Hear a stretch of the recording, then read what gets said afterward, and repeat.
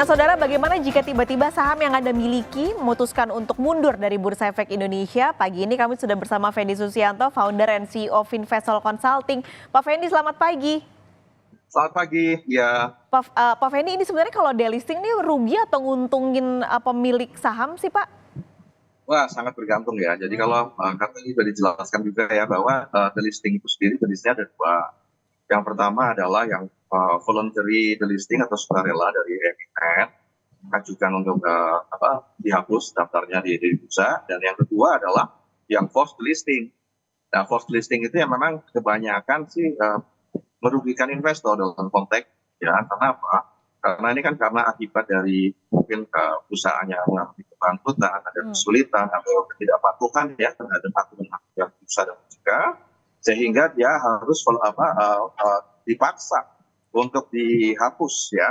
Ini biasanya merugikan investor. Kenapa? Karena simptom-simptomnya biasanya sudah ada. Karena misalnya perusahaan merugi, terus harga saham sudah turun duluan.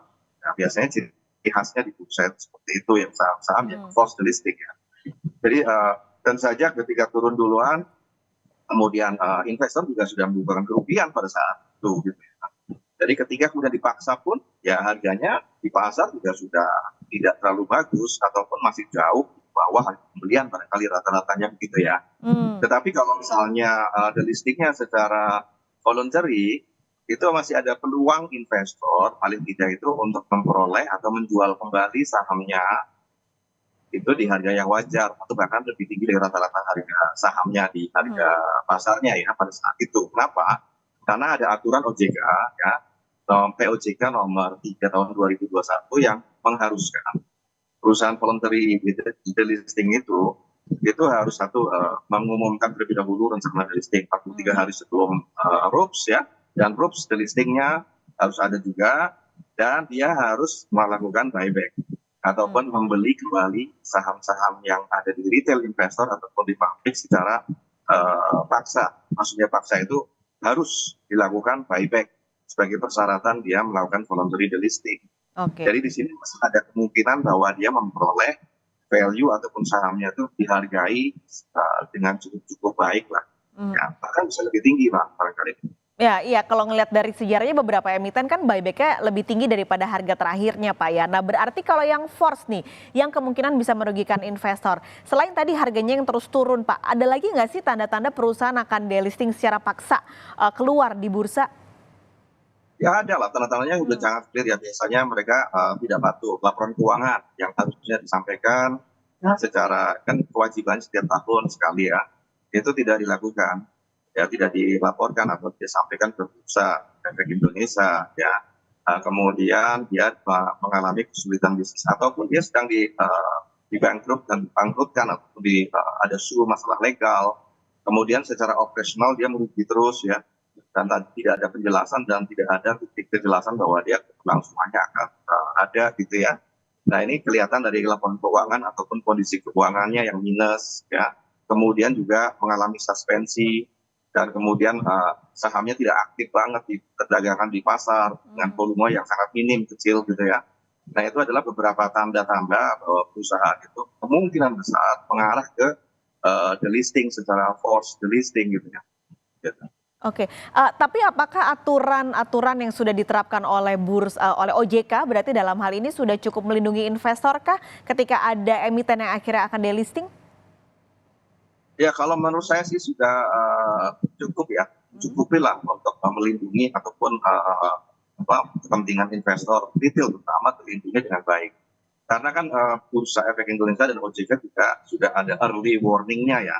Artinya sebelum delisting juga mereka perusahaan itu misalnya tidak menyampaikan laporan keuangan ya, kok tidak ada penjelasan selama 24 bulan. Nah, ada SOP-nya juga bahwa kemudian dia sudah harus ke arah ke forced delisting. Kemudian persoalan-persoalan keuangan, jadi perusahaan merugi terus tapi tidak ada temu, sehingga ini ke depan bisa merugikan investor.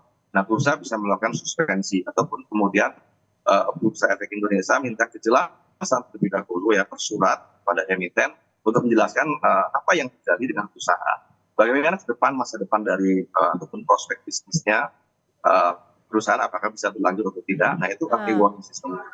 Nah, Pak, kalau kemudian secara tegas juga, kalau ternyata laporan keuangan ataupun mengarah pada potensi merugikan sekali investor, maka hmm, bursa segera melakukan forced delisting.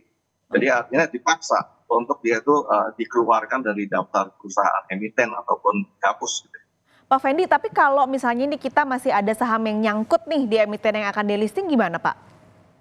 Nah, kalau masih ada yang menyangkut ya, itu kan bisa kita melakukan transaksi biasanya setelah suspensi ataupun dia mau melakukan delisting, dia ada Hmm, masuk ke pasar negosiasi.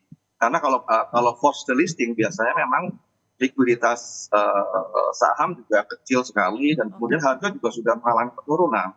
Jadi di pasar reguler kayaknya sih agak-agak susah ya untuk Oh, kemudian dia ditransaksikan. Jadi di sini ada pasar namanya pasar negosiasi. mhm, Hanya saja pasar negosiasi ini bagi investor itu mungkin tidak seperti yang ada di pasar reguler. Kenapa? Karena harga mungkin tawar-menawarnya itu sangat jauh ya. Artinya misalnya sahamnya harganya 50 perak, bisa saja di pasar negosiasi dia ditawar harga 1 perak. Ya, artinya di situ sangat bergantung kepada eh, investor itu sendiri. Nah, mungkin investor akan bilang bahwa daripada tidak ada sama sekali, ya uang yang diterima mungkin di pasar negosiasi berapapun harganya mereka akan lakukan transaksi oke. gitu ya. Aha, baik. Baik, terima kasih Pak Fendi sudah berbagi pagi ini di Kompas Bisnis. Sampai ketemu lagi Pak, sehat selalu. Sama-sama. Terima kasih.